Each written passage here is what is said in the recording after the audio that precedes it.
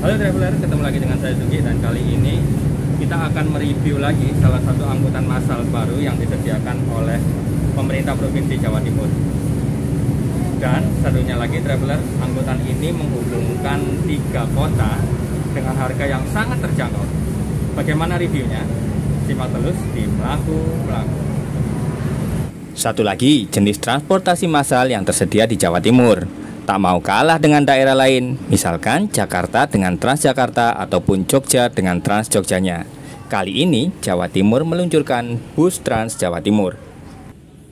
Nantinya bus Trans Jatim diproyeksikan dapat menghubungkan wilayah Gerbang Kertosusilo atau Gresik, Bangkalan, Mojokerto, Surabaya, Sidoarjo, dan Lamongan. Oke traveler, langsung aja kita lihat interior bus Trans Jatim.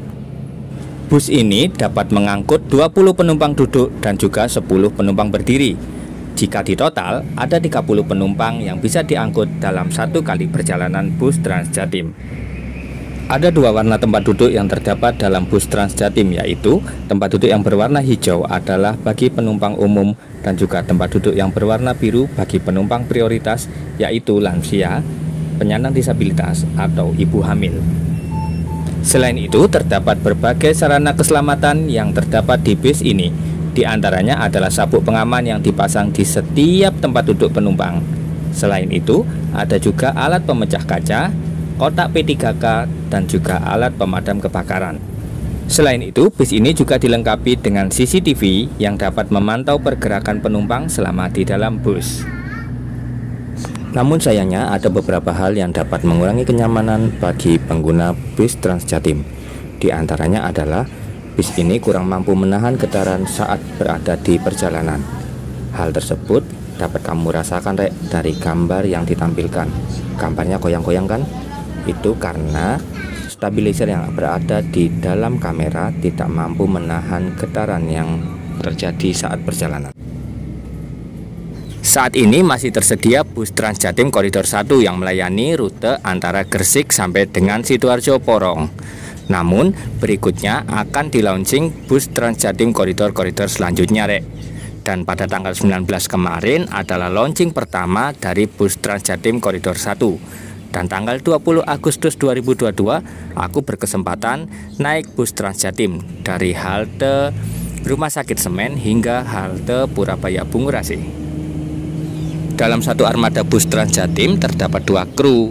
Yang pertama adalah sopir dan 2 adalah pramugari, di mana tugas pramugari adalah melayani pembelian tiket dan juga menunjukkan halte di mana bus Trans Jatim saat ini berhenti.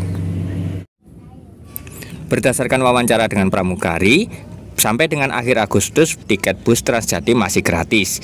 Bisa kalian manfaatkan rek untuk jalan-jalan atau untuk aktivitas bekerja. Lumayan ngurangi ongkos.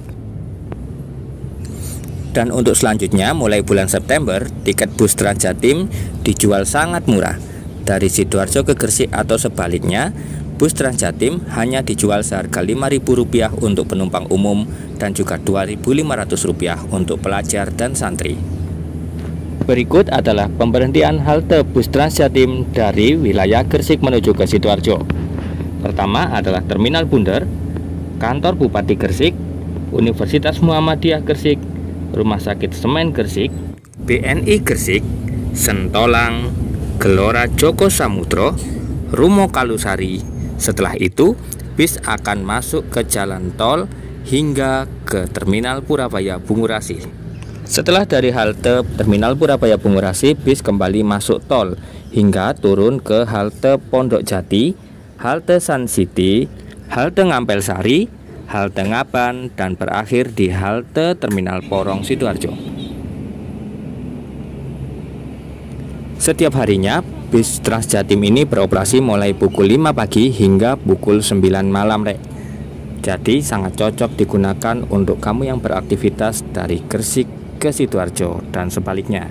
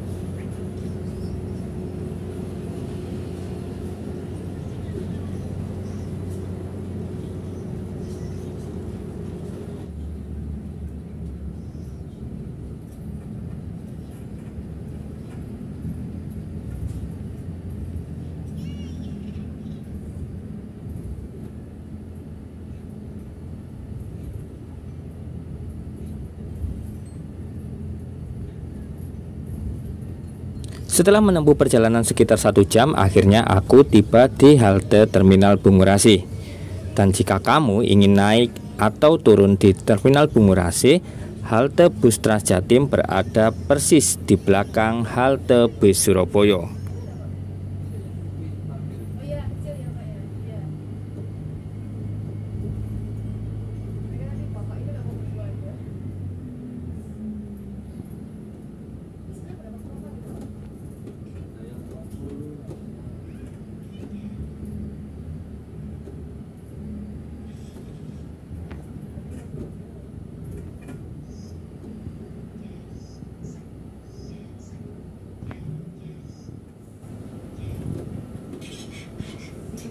Oh, akhirnya di sini.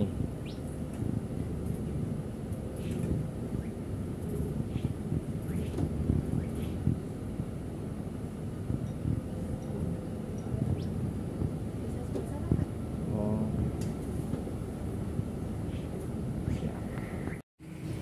Saat aku berada di bangunan semi permanen berwarna hijau dan kuning ini, aku menjumpai beberapa tempat duduk yang diperuntukkan bagi para penumpang. Di dalamnya juga terdapat beberapa jendela sebagai ventilasi keluar masuknya udara.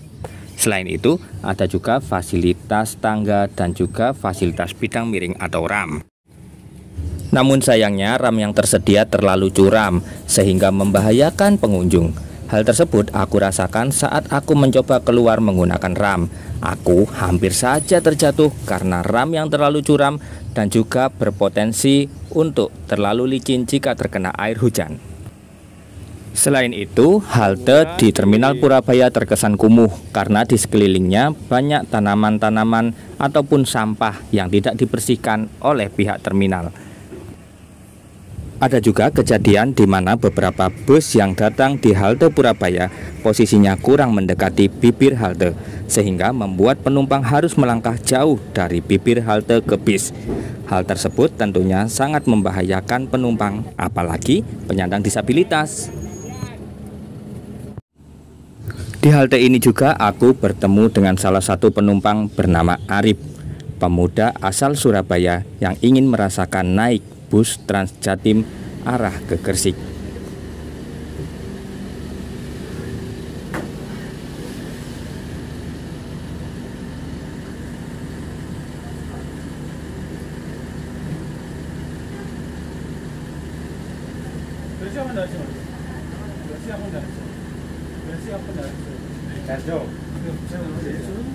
Oh ya, kasih ya. Ini balik kemana mas? Porong. Ya. Dari Gresik ya? Ya. Oh, sampai ke Darjo kan? Ini ke Porong. Gresik. Arif telah menunggu sekitar 30 menit. Dari 6 bis yang berhenti di halte ini, tidak ada satupun yang tujuan halte Terminal Bundar Gresik. Semuanya mengarah ke Terminal Porong Sidoarjo. Mas, namanya siapa? Arif. Mas Arif. Dari mana Mas Arif? Dari Surabaya mau ke Gresik. Mau ke Gresik. Mas Arif nunggu di halte mana ini Mas? Ya, ke Bungurasi. Ya, di Bungurasi sudah berapa lama Mas? Hampir setengah jam. Hampir setengah jam. Belum ada bis yang ke Gresik sama sekali? Iya. Oh gitu. Oh gitu. Ada berapa bis Mas yang lewat? Saya hitung sih tadi kalau nggak 5-6. Oh 5-6 bisan ya. Semua arahnya ke Sidoarjo semua ya. Masukannya buat pengelola apa Mas? Apa ya, kalau bisa tuh disebar lah. Masa Surabaya bus ya kayak gitu. Surabaya bus sudah bagus. Transmanggi juga ya alhamdulillah lumayan bagus kan. Masa gini udah lama loh. Apa namanya? Bisnya tuh kalau bisa 10 di sini biar nyebar. Oke. Kalau kondisinya kayak gini, kira-kira mau beralih nggak menggunakan angkutan umum? Iya, ya kalau seumpamanya kayak gini sih sebenarnya ya malas-malas ya Mas ya. Oke. Juga masih ada motor kan. Oke. Cuma pengen nih sekarang cuma pengen nyoba aja gimana experience-nya. Oke. Terima kasih banyak Mas. Ya. Upaya pemerintah untuk dapat mengubah perilaku masyarakat dari angkutan pribadi menjadi penggunaan angkutan umum perlu diapresiasi. Namun, perlu juga dicatat bahwa pengelolaan angkutan umum harus dikelola secara profesional dan juga maksimal agar dapat memberikan kenyamanan bagi para penggunanya. Terima kasih. telah menyimak video ini. Sampai jumpa pada video-video menarik berikutnya.